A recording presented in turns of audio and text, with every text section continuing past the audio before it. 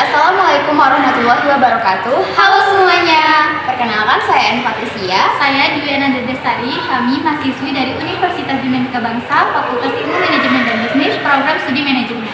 Adapun video ini kami buat sebagai bagian dari tugas pada mata kuliah Manajemen Resiko dengan dosen pengampu Ibu Rizka Adila Syafri.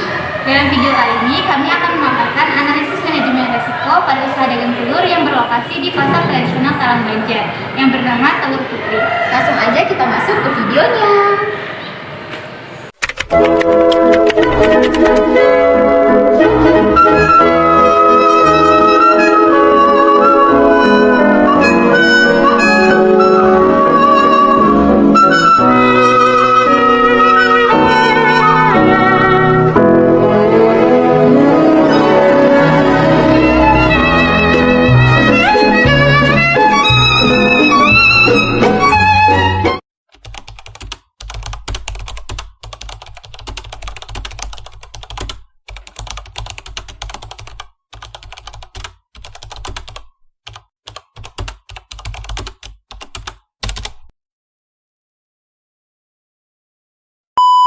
Jualan telur ini udah berapa lama, Bang? Kurang lebih udah 4 tahun.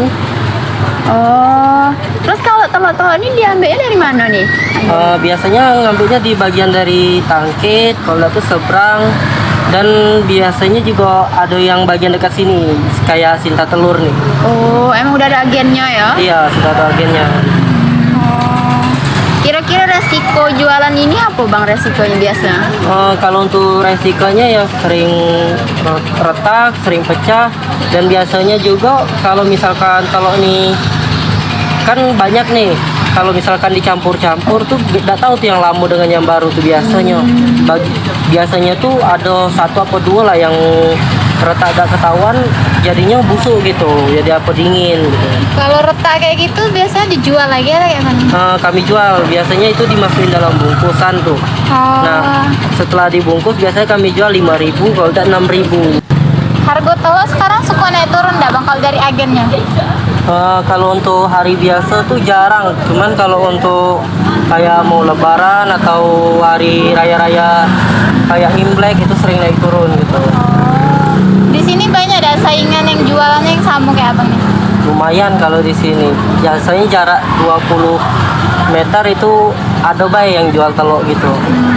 Jadi ada saingan lumayan banyak.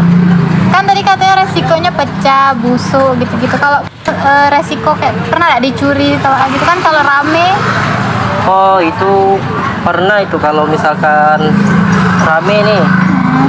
Terus nggak ketahuan kita orang tuh ada baik bisa ngakunya dia beli, sedangkan dia tuh ngakunya bayar tapi rupanya tidak ada bayar gitu.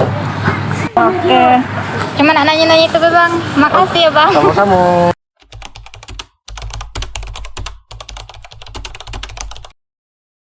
Baiklah teman-teman, di sini saya akan memulai menjelaskan mengenai manajemen resiko dari hasil observasi dan juga wawancara singkat kami pada usaha dagang Telur Putri yang berlokasi di Pasar Talang Banjar, Kota Jambi. Di mana teman-teman, pemilik usaha ini sudah mulai berjualan sekitar kurang lebih 4 tahunan, yaitu dari tahun 2021. Nah, selain itu juga, usaha ini tidak hanya menjual telur ayam saja, tapi juga menjual telur puyuh dengan volume penjualan perharinya itu bisa mencapai 70 karpet per hari, dengan jam operasional buka dari jam 4 pagi sampai jam 6 sore. Nah, selain itu juga teman-teman, adapun untuk sumber pasokan itu diambil dari beberapa agen yang berasal dari Seberang, Tangkit, Solok, dan juga kawasan Talang Banjar. Selain itu juga teman-teman, adapun untuk stoknya itu bakal disimpan dulu di gudang kecil yang berada di dekat lapak di pasar. Kemudian selanjutnya, tentunya selama berjualan teman-teman, pemilik usaha ini tentunya menghadapi beberapa resiko nih yang sering terjadi. Mulai dari telur yang pecah waktu saat penyusunan, kemudian telur yang busuk karena cuaca, karena kan misalnya kalau cuacanya itu sering hujan, itu yang mengakibatkan rentan ya terhadap telur tersebut busuk, dingin yang mengakibatkan busuk. Nah, kemudian sampai pembeli yang nggak bayar. Selain itu juga, kadang juga ada tuh telur yang nggak habis terjual, dan kalau kami lihat ya, uangnya itu disimpan di toples terbuka nih teman-teman, dan itu pastinya rawan terhadap kehilangan uang. Kemudian karena jualnya ini kan di pasar ya teman-teman, maka dari itu saingan itu itu tentunya banyak di situ. Kemudian teman-teman, adapun berdasarkan dengan resiko yang sudah saya sebutkan tadi, maka resiko-resiko tersebut dapat diklasifikasikan menjadi 4 kategori. Yang pertama itu ada resiko operasional, kayak telur yang pecah tadi, kemudian telur yang nggak laku itu terhadap resiko finansial atau keuangan. Begitu juga dengan kehilangan uang karena menyimpan uang di toples tadi. Kemudian ada resiko pasar, kayak harga yang terus naik turun tersebut. Kemudian resiko lingkungan, kayak yang hujan yang ganggu jualan. Nah, itu dia penjelasan dari saya, dan untuk pembahasan selanjutnya akan dilanjutkan oleh Dwi. Baiklah teman-teman, di sini saya akan melanjutkan pembahasan yang sudah dibahas oleh Erin sebelumnya. Nah, sekarang masuk ke dalam resiko prioritas dan juga mitigasi resiko. Nah, tadi kan Erin sudah menjelaskan bahwa resiko di usaha dagang telur ini itu ada 4.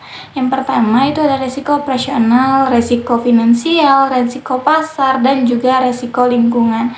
Nah, di dalam keempat klasifikasi resiko ini, resiko yang paling penting diperhatikan itu adalah resiko operasional dan finansial, di mana itu terdiri dari resiko telur pecah dan kehilangan uang.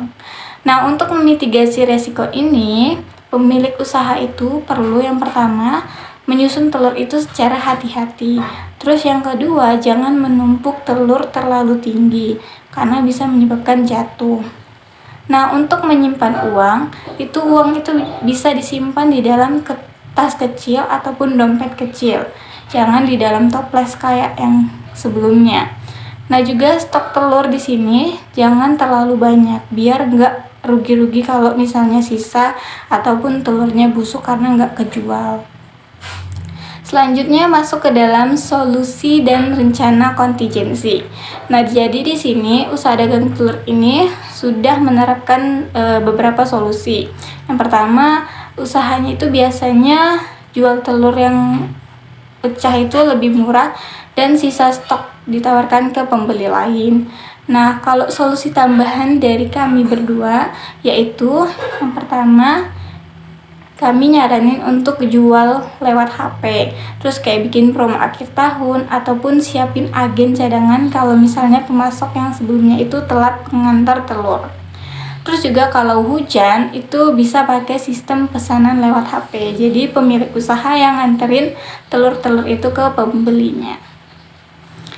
Next, masuk ke dalam kesimpulan. Jadi di sini usaha dagang telur ini menghadapi berbagai resiko seperti tadi, resiko telur pecah, stok tidak habis terjual, dan juga kehilangan uang tunai. Nah, meskipun begitu, resiko-resiko ini tuh masih bisa dikendalikan dengan strategi sederhana yang sesuai dengan kondisi di lapangannya tersebut. Nah, manajemen resiko ini merupakan hal yang paling penting untuk menjaga usaha kecil tetap stabil dan berkelanjutan. Analisis ini diharapkan bisa memberi gambaran nyata tentang cara mengatasi resiko dalam usaha sehari-hari. Intinya guys, usaha dagang kayak telur gini tuh punya banyak banget resiko, tapi bisa dikurangi asal tahu cara-caranya. Nah, semoga ini bisa menjadi contoh yang bermanfaat buat teman-teman semua yang mau belajar manajemen resiko di usaha kecil. Sekianlah penjelasan dari saya dan Erin. Untuk itu saya akhiri, bye-bye. Demikian hasil analisis manajemen resiko kami pada usaha dagang telur putri.